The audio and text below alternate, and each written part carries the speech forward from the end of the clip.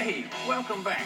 We chose the 70 Camaro for a lot of reasons. This marked the first year for a whole new generation of F-bodies. The styling was fresh, and 70 was a peak of the era for performance. Our SS is going to be a big block beast, but if you wanted a small block with real refinement and power to match, the Z28 was the car of choice.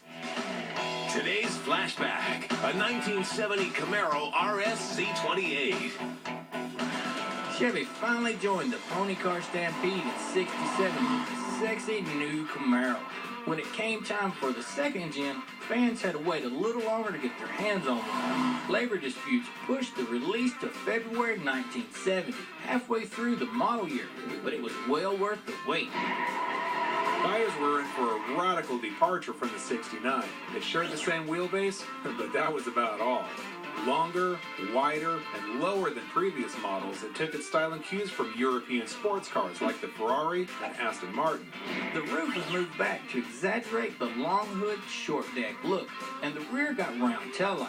Most noticeable was the front end, with the wide mouth grille and headlights molded into the fenders. A lot of people refer to second gens as split bumpers, but only rally sports came this way.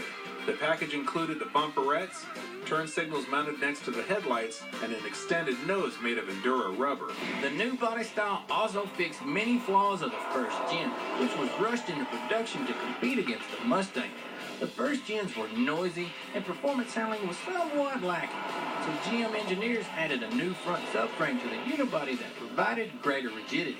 All-out big block power could be had with an SS396, but for more refined road handling, there was the race-bred Z28. New Trans Am regulations allowed larger displacement engines, so Z's got a new motor to replace the 302. Chevy dropped in the LT1 350 straight out of the vet.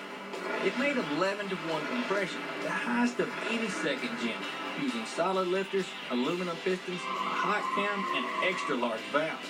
For a small block, it made big power, officially rated at 360. Z28s came with the F41 suspension package, which got you higher rated shocks and springs and front and rear sway bars.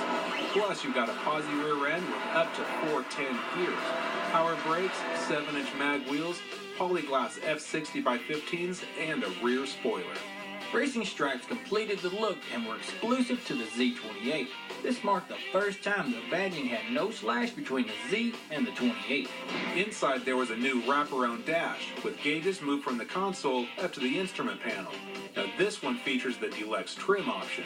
Z28s now came with your choice of either a turbo hypermatic 400 or a Hurst 4-speed.